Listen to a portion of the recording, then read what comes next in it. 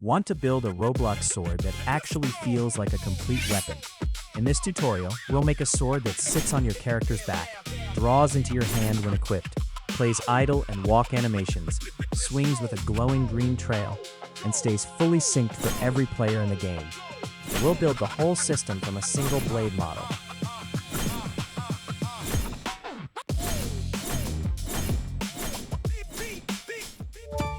Let's start with the assets and rig setup. We start with one DarkBlade model. We're going to duplicate it twice. One copy will stay on the character's back, and the other will become the tool the player actually holds. First, duplicate the blade and rename it DarkBlade Back. Position it across the character's upper torso, then attach it to the body using a Weld constraint so it moves together with the character. Now place it inside the R15 character model. This is the sword players will see while it's sitting on their back. The name is important here because our script will look for DarkBlade Back later.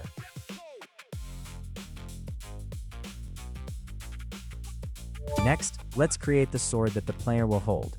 Insert a tool and name it DarkBlade. A Roblox tool needs a part named Handle, so add a small part and name it Handle.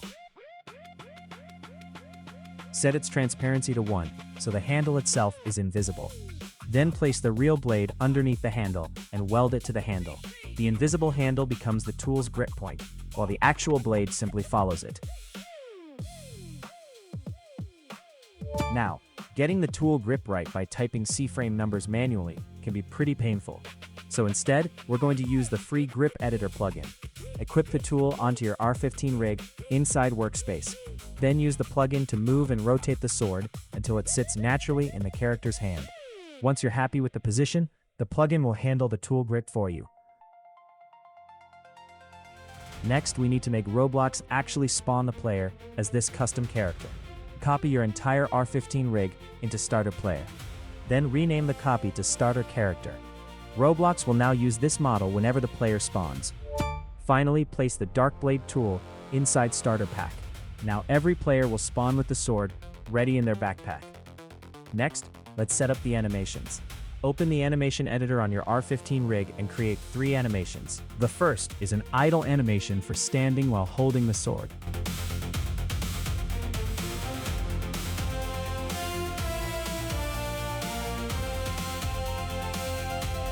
The second is a walk animation for moving around.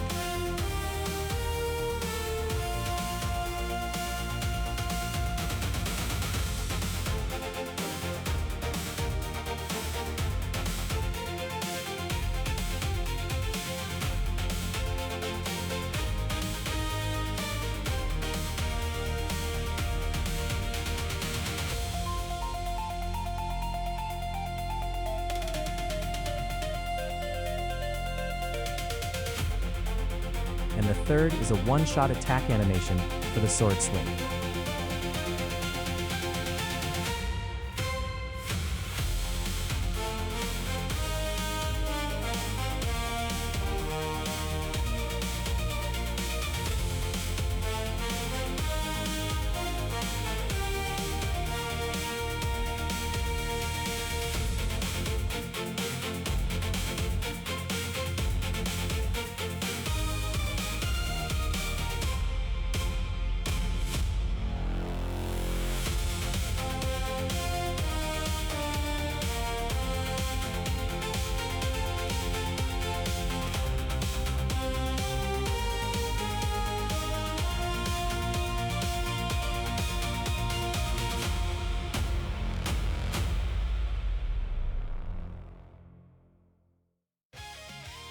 Publish all 3 animations and copy their asset IDs.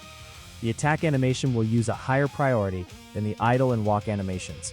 This means that when you attack, the swing takes control immediately.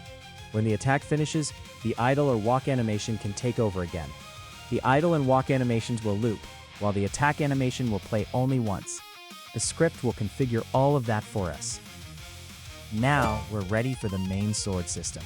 Inside the DarkBlade tool, add a script and name it DarkBlade Server. Then paste in the full server code. At the top of the script, you'll find the animation and sound IDs. The script handles several important things for us. It creates the green sword trail by adding 2 attachments along the blade and connecting them with a trail. It also creates the equip and attack sounds on the handle. When the character spawns, the script prepares the 3 animation tracks so they're ready to use. Then it handles the 3 main tool events: equip, attack, and unequip. When you equip the sword, the script hides the sword on your back, plays the unsheath sound, and starts either the idle or walk animation depending on whether you're moving. When you left-click, it plays the attack animation, turns on the green trail for the swing, and then turns the trail back off when the attack finishes. When you unequip the sword, everything stops, and the back-mounted sword becomes visible again. There's one important detail here. This system runs on the server, and that's what allows the sword, trail, animations, and sounds to replicate so other players can see the same actions. But if we stopped here, there would be one small problem. The very first time you equip the sword, the animation could stutter. That's because the animation hasn't finished loading yet, so you might briefly see Roblox's default holding pose before your custom idle animation starts. We can fix that with a small client-side preload. Inside Starter Player, open Starter Player scripts. Add a local script named DarkBlade Client, then paste in the preload code. This script lists the animation and sound IDs, creates the correct asset objects, and uses preload async to cache them when the player joins. The server prepares the animation tracks when the character spawns, while the client makes sure the assets are already loaded and ready to render. Together, this gives us a much cleaner first equip. Now let's test everything. Press play. You should spawn with the DarkBlade sitting on your back. Press 1 or click the tool to equip it. The back sword disappears, the sword appears in your hand, the unsheathed sound plays, and the idle animation starts. Stand still and you'll see the idle animation. Start moving and it switches to the walk animation. Stop moving and it goes back to idle. Now left click to attack. You should see the sword swing with the glowing green trail and hear the attack sound. If you click again while the sword is already swinging, the script waits for the current attack to finish instead of stacking multiple animations on top of each other. And when you put the sword away, the back-mounted version appears again. If something isn't working, there are a few things you should check. If the back sword doesn't disappear, make sure the model is named exactly DarkBlade Back and that it's inside the character. If the green trail is positioned incorrectly, adjust the 2 attachment positions in the script. The example values are 3.6 and -3.2, which control the 2 points along the blade. If the animations don't play, check that you're using animation IDs uploaded by your own account.